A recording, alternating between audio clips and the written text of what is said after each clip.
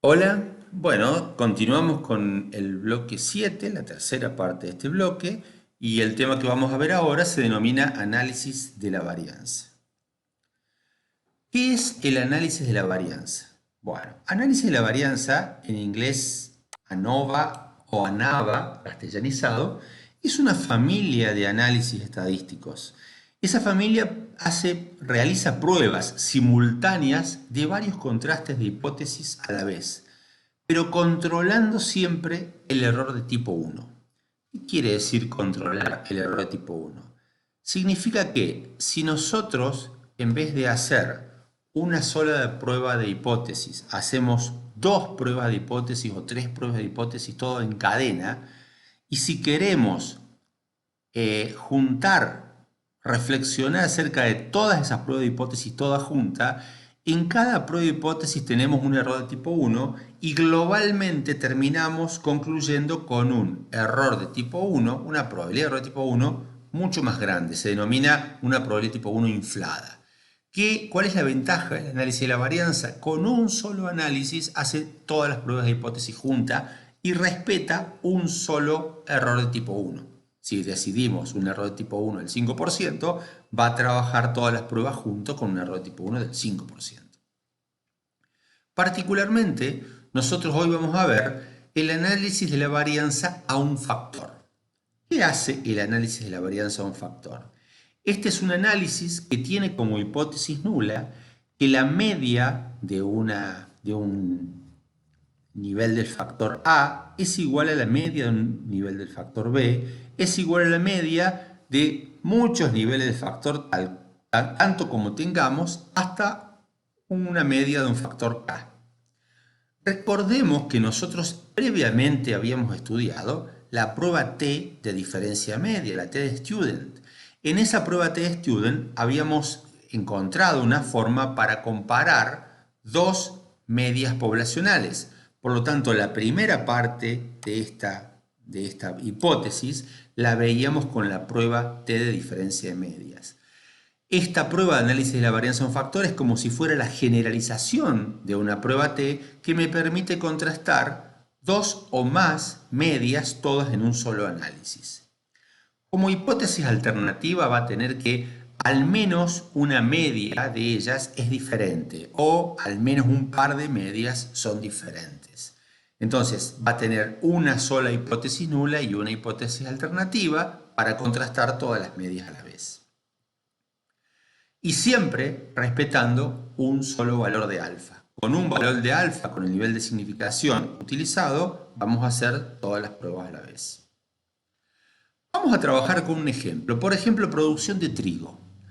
Un biólogo que hace los análisis estadísticos decide contrastar si la producción de trigo es diferente en cuatro zonas muestreadas. La zona 1, 2, 3 y 4. En la zona 1 se consiguieron 5 parcelas para trabajar. En la zona 2 hubo 6 parcelas. En la zona 3 solo 4. En la zona 5 hubo 7 parcelas. Se sembró cada una de esas parcelas. Después de un tiempo determinado, cuando vino el momento de la cosecha, se cosechó y se cuantificó la producción. Lo que tenemos ahí es un valor de producción de trigo. La pregunta para la persona es, ¿se producirá la misma cantidad de trigo en las cuatro zonas o alguna de las zonas producirá más o producirá menos? Bueno, eso significa, traducido, que la media poblacional de la zona 1 es igual a la media poblacional de la zona 2, igual a la de zona 3, igual a la zona 4, y como hipótesis alternativa que al menos una media poblacional es diferente. Aquí tenemos la tabla entonces que habíamos visto previamente y le agregamos la media muestral de la zona 1, la de la 2, la de la 3 y la de la 4. Tenemos el n de cada uno de ellos y el desvío estándar de cada uno de ellos. Y nos fijemos que la media de las medias, es decir, el promedio de todos los datos o el promedio de las medias de cada zona, es 31,5. Ahora, nosotros observamos que matemáticamente hay diferencias entre 31,5 y, por ejemplo, la media de la zona 1, que es 30,2, o entre 31,5 y 35,83 que es la media de la zona 2. Ahora la pregunta siempre es, ¿esas diferencias estarán dadas porque hay diferencia de producción entre las zonas o esas diferencias estarán dadas solo por el azar de que una media muestral puede ser más grande o puede ser más chico que la media poblacional? Eso es lo que nos va a decir el análisis de la varianza. Nos va a garantizar con cierto nivel de probabilidad que las medias no son iguales solo por azar, sino que la hipótesis nula es falsa. Nos va a garantizar de alguna forma que las 4 medias no son exactamente iguales, sino al menos una es diferente. Para eso, lo que hace el análisis de la varianza es, su objetivo es comparar medias, pero lo va a hacer por intermedio de varianzas. Y descompone las varianzas de esa tabla en 3 varianzas en este caso. Por ejemplo, ahí tenemos un valor de la variable respuesta i. Es la variable respuesta i en la zona 5. Y ahí tenemos los distintos valores de la variable respuesta con respecto a todas las zonas, ¿no es cierto? Hay una varianza que es la varianza ocurrida de todos los datos con respecto a la media de las medias. Eso es la varianza total. La variabilidad total que tiene esta tabla es la varianza de todas contra la media de las medias. Después tenemos una segunda varianza que se denomina varianza del factor. Aquí tenemos la media muestral de la zona 1 y esa es la dispersión que tiene la media muestral de la zona 1 con respecto a la media de las medias. La media de la zona 2 con respecto a la media de las medias, de la zona 3, de la zona 4 y de cuántas zonas o niveles del factor tengamos. Esa variabilidad se denomina varianza del factor. La tercera variabilidad se denomina varianza del error. ¿Se acuerdan que habíamos definido anteriormente que error estadístico era la variabilidad no explicada? Entonces, la varianza del error no es nada más y nada menos que la variabilidad que hay entre todas las unidades en el mismo nivel del factor. Es decir, la varianza que hay entre todas las parcelas de la zona 1, la varianza que hay entre todas las parcelas de la zona 2, de la zona 3 y de la zona 4. A ver, recordemos que era una varianza porque vamos a cambiar un poquitito unos términos. Una varianza era la desviación de todos los datos con respecto a su media muestral al cuadrado, la sumatoria de eso, y dividido n-1, que son los grados de libertad. n-1, ¿por qué? Cuando estudiamos estimadores insesgados, para corregir el sesgo de este estimador cuando quiere acercarse a la varianza poblacional, tenemos que corregirlo por n-1. Esa es la razón por la que esto se denomina grado de libertad. Ahora vamos a cambiar un poquitito estos términos, aunque conceptualmente es lo mismo, y vamos a ver que lo que está en el numerador se denomina suma de cuadrados. ¿Por qué? Y porque se suman valores, que son desvíos, al cuadrado. Lo que está en el denominador sigue llamándose grados de libertad y a toda la varianza se le denomina cuadrado medio, que es como si fuera un promedio de los cuadrados. Por eso se denomina cuadrados medios. Algo importante en el análisis de la varianza es que las sumas de cuadrados son ortogonales. Recuerden que acabamos de ver una varianza que era la varianza total, una varianza que era la varianza del error y otra varianza que era la varianza del factor.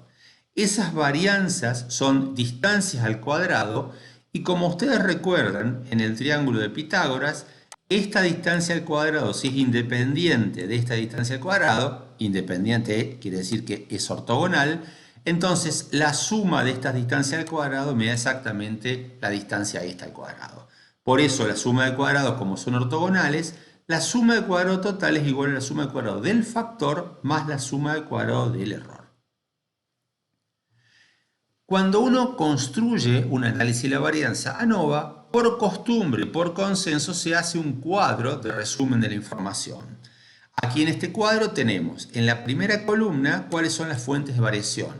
La varianza del factor, la varianza del error, la varianza total. En la segunda columna nos dice cómo son las fórmulas. Estas fórmulas refieren a la fórmula de trabajo de la varianza o refiere también a la fórmula de varianza a una variable aleatoria. Recuerdan que la fórmula de varianza a una variable aleatoria era la esperanza de i cuadrado menos el cuadrado de la esperanza de i. Eso hace referencia a lo que tenemos acá. Fíjense que son todas esperanzas al cuadrado o cuadrados de esperanza. Son fórmulas de trabajo que lo van a ver mucho más puntillosamente en el trabajo práctico. Simplemente les está mostrando entre quiénes está haciendo ya la variabilidad. Los grados de libertad, ¿se acuerdan que lo habíamos definido como el número de unidades menos el número de estimaciones? Nosotros, si queremos hacer una variabilidad de todas las medias con respecto a la media de las medias, tenemos k medias menos 1, k menos 1 grado de libertad. En el total, si queremos hacer el número de todos los elementos menos la media de las medias, es n menos 1. Y n menos k es porque hacemos la variación de cada uno de los elementos con su propia media. ¿Cuántas medias hay? K. Por lo tanto, los grados de libertad son n menos k. Dicho esto, tenemos en cada fila, entonces, suma de cuadrados y grado de libertad, y con eso construimos en esta columna de cuadrados medios a la verdadera varianza. La varianza es la suma del cuadrado del factor sobre los grados de libertad del factor. Y la varianza del error es la suma del cuadrado del error sobre los grados de libertad del error. De esta forma tenemos una varianza 1 acá, una varianza 2 acá. ¿Qué hago con esas varianzas? Yo sé que puedo comparar dos varianzas con una prueba que se llama prueba F. Entonces, en el numerador coloco el cuadrado medio del factor, en el denominador coloco el cuadrado medio del error y eso me da un valor de F observado que es un cociente entre dos varianzas. Ese es el cuadro completo entonces del análisis de la varianza. Comienza con la columna de fuentes de variación y termina con la columna de la F. Esa F dijimos que es un cociente entre dos varianzas, cuadrado medio factor y digo cuadrado medio del error. Ahora, la esperanza del cuadrado medio del factor está demostrado matemáticamente que es sigma cuadrado más d. Es la variabilidad más la distancia entre medias. Y la esperanza del cuadrado medio del error es sigma cuadrado. Por lo tanto, si lo que tengo en el numerador es más grande que lo que tengo en el denominador, ese cociente siempre va a arrojar un valor f mayor a 1. Entonces, cuanto más distancia haya entre las medias, que es lo que está en el numerador, el f va a ser más grande. Entonces, a mayor distancia entre las medias, el f se corre hacia la derecha. Por esa razón, en el análisis de la varianza, la prueba f es solo unilateral derecha.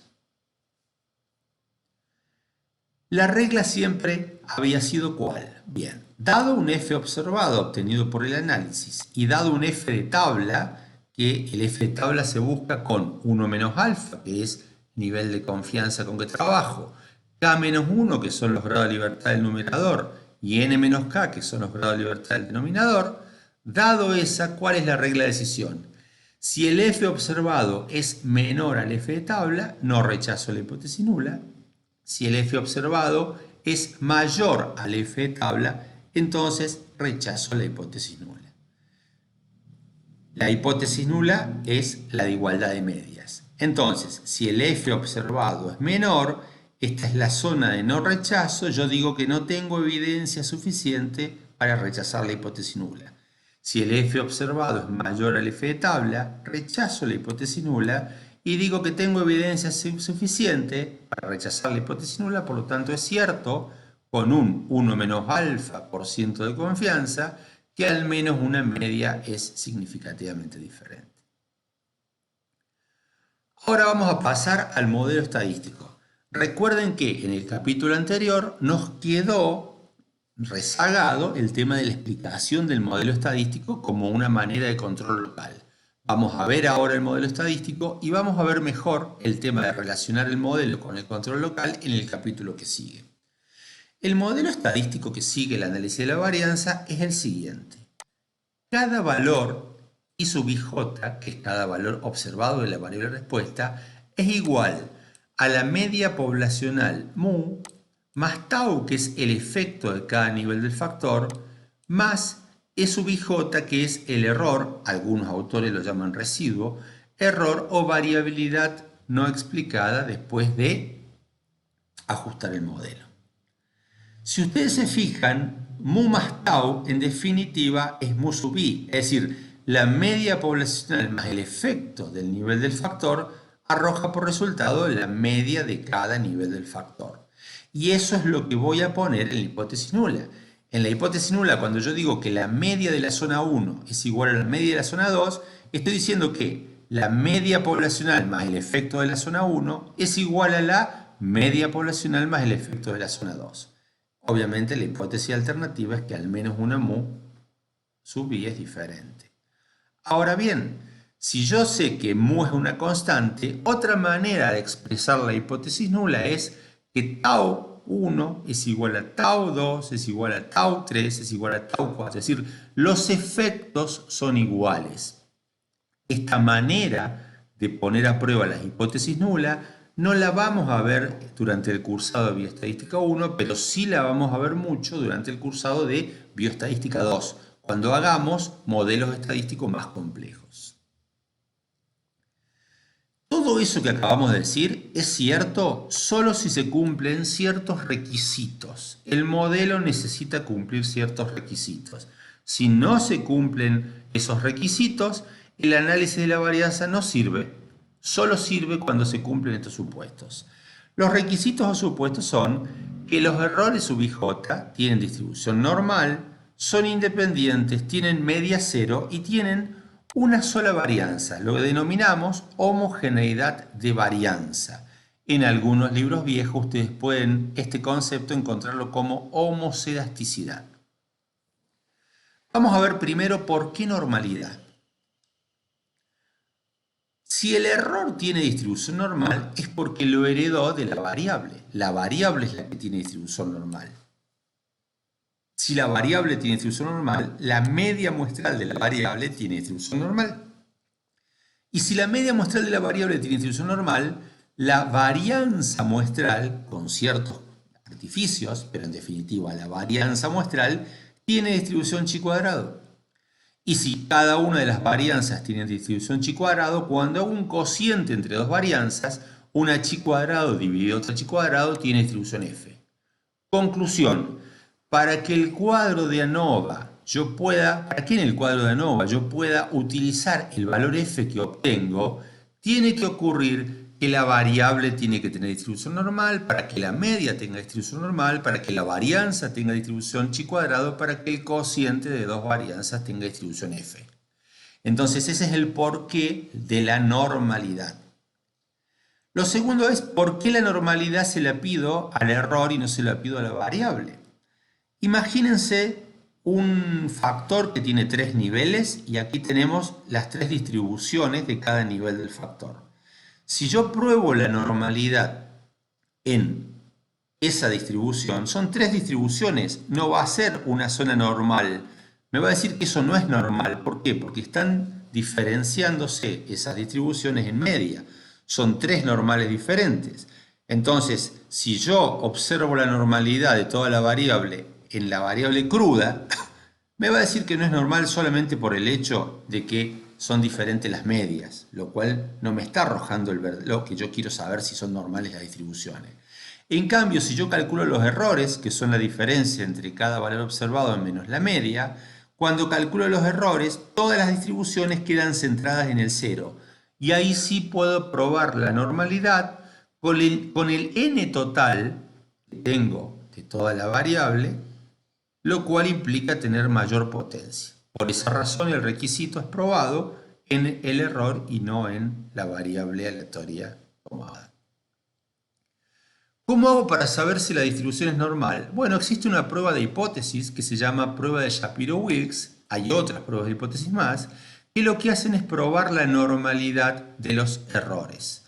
La hipótesis nula de esa prueba de hipótesis es que los errores tienen distribución normal, con los parámetros estimados de la muestra, y la hipótesis alternativa es que los errores no tienen distribución normal, obviamente con los parámetros estimados de la muestra. calcula el test un valor W, que es igual a una distancia al cuadrado dividido n veces la varianza muestral al cuadrado, ¿sí? Se calculan esas distancias, no viene al caso, cualquier cosa ustedes después lo pueden averiguar, y eso con modelos de simulación de esta W me dice si rechaza o no rechaza la hipótesis nula. Obviamente lo que a mí me interesa es no rechazar la hipótesis nula para que se cumpla la normalidad para poder hacer el análisis de la varianza. Eso sería la manera en que ajusta una distribución normal a un polígono de frecuencias estimado, tomado de una muestra. Muy bien, me quedaron colgadas unas rayitas. Homogeneidad de varianzas. El otro supuesto que habíamos visto es homogeneidad de varianzas. La homogeneidad de varianzas la entendemos como la dispersión de datos que tienen cada una de estas varianzas. Entonces, fíjense, estas tres distribuciones tienen varianzas más o menos parecidas. En cambio, las distribuciones de aquí abajo, la distribución que está en el medio tiene una varianza muy grande, la distribución que está a la izquierda tiene una varianza muy chica. Cuando yo coloco todas juntas las distribuciones, se nota la diferencia en las variabilidades. La pregunta es, ¿por qué me interesa saber que las varianzas sean iguales? Cuando nosotros calculamos el valor f del análisis de la varianza, lo que hace es cuadrado medio factor dividido cuadrado medio del error. Este cuadrado medio del error, fíjense, está representando las varianzas de cada uno de los niveles del factor. Pero es un solo cuadrado medio del error. No tengo un cuadrado medio del error para cada uno de los niveles. Quiere decir que lo que está haciendo en definitiva es promediando las varianzas que tienen cada uno de los niveles del factor. ¿Qué varianzas? El cuadrado medio del factor mira la variabilidad en que cada media con respecto a la media de las medias. Y el cuadrado medio del error mira la variabilidad de cada uno de los datos con respecto a su media. Entonces, si yo promedio el cuadrado medio del error, la dispersión que tengo aquí, la dispersión que tengo aquí, la dispersión que tengo aquí, el número que va a estar en el denominador de CF va a estar subestimando la varianza grande y sobreestimando la varianza chica. Por lo tanto, me va a arrojar respuestas del F que no son acordes porque está usando para comparar la distancia entre medias algo que no existe, una varianza promedio que no existe. Por esa razón necesito que las varianzas sean homogéneas. ¿Cómo hago para hacer la prueba de homogeneidad? Hay dos pruebas que son más o menos las que se utilizan. Una prueba que es la prueba de Leven, otra prueba que es la prueba de Bartlett. Ambas pruebas tienen como hipótesis que todas las varianzas son iguales, contra la alternativa de que al menos una varianza es diferente. La prueba de Leven utiliza un estadístico W de Leven. La prueba de Bartlett utiliza un estadístico chi cuadrado con una fórmula determinada. No hace falta que la sepan, hace falta solo saber qué se hace.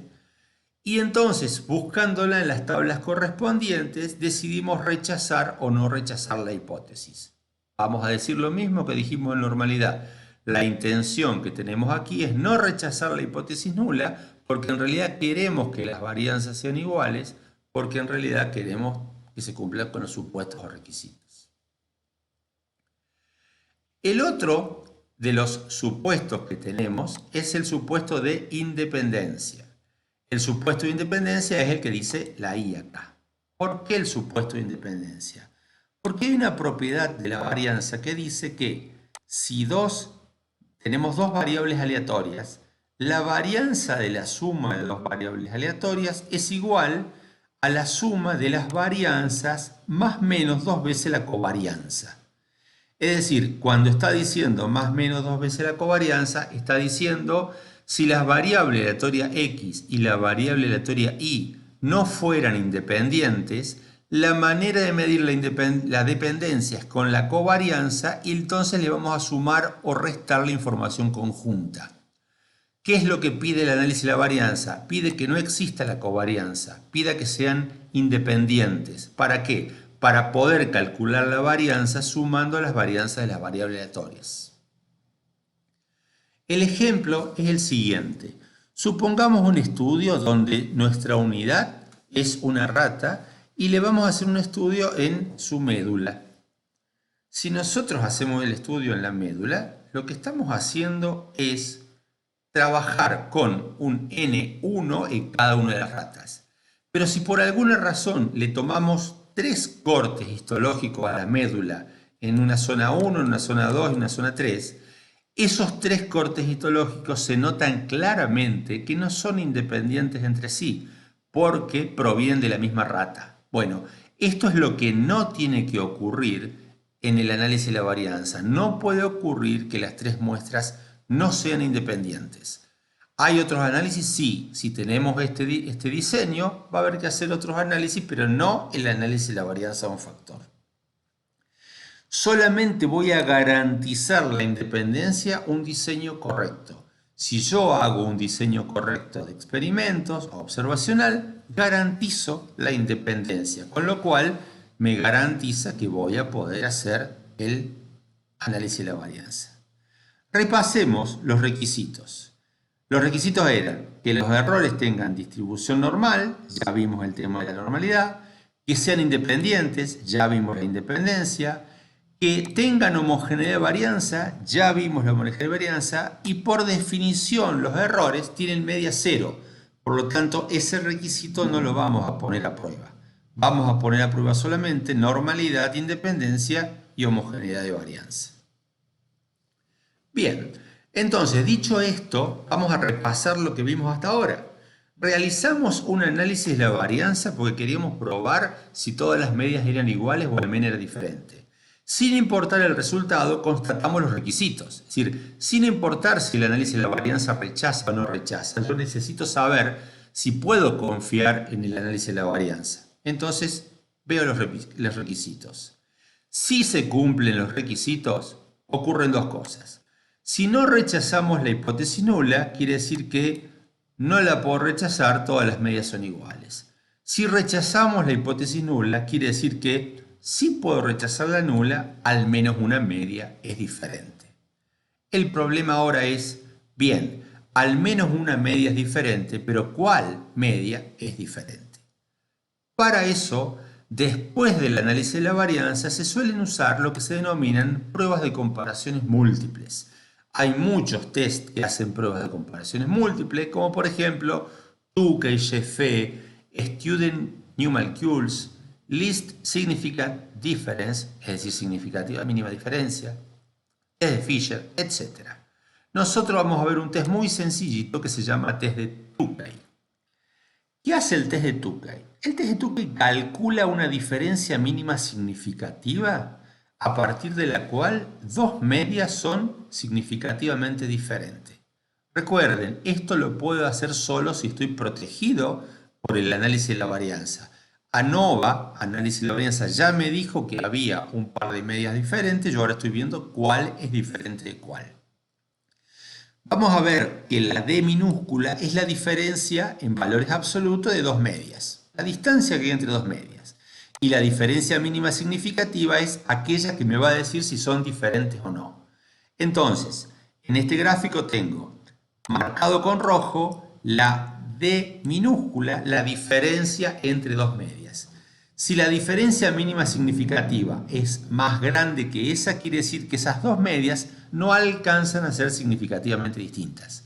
Si la diferencia mínima significativa es menor, quiere decir que esas dos medias son estadísticamente diferentes. Entonces, el criterio es ese. Si la diferencia crítica o significativa es mayor o igual, son iguales. Si la diferencia crítica es menor, son diferentes. Miremos estos cuatro gráficos. Si tenemos tres niveles del factor, el factor se llama factor 1, y tenemos el nivel A, el nivel B o el nivel C, pueden ocurrir cuatro cosas. Con tres niveles pueden ocurrir cuatro cosas. Una es que esta media sea diferente de esta media y sea diferente de esta media. Aquí tenemos el caso que todas son diferentes de todas. En el segundo cuadro tenemos que esta media es diferente de estas dos pero entre estas dos, como se solapan los intervalos, seguramente me va a arrojar un test que me diga que no hay diferencia entre ellas. También puede ocurrir que entre estas dos sean iguales y sea diferente a ella, y el peor de los casos es que entre estas dos no haya diferencias y entre estas dos no haya diferencias. Y son las cadenitas de diferencias que muchas veces pueden pasar. Es decir, el A y el B forman un grupo y el B con el C forman otro grupo de medias. Y eso ocurre muchas veces en la naturaleza. Para eso entonces necesito un test de comparación múltiple, para recomendar algo y para ver entre ellas cuáles son diferentes.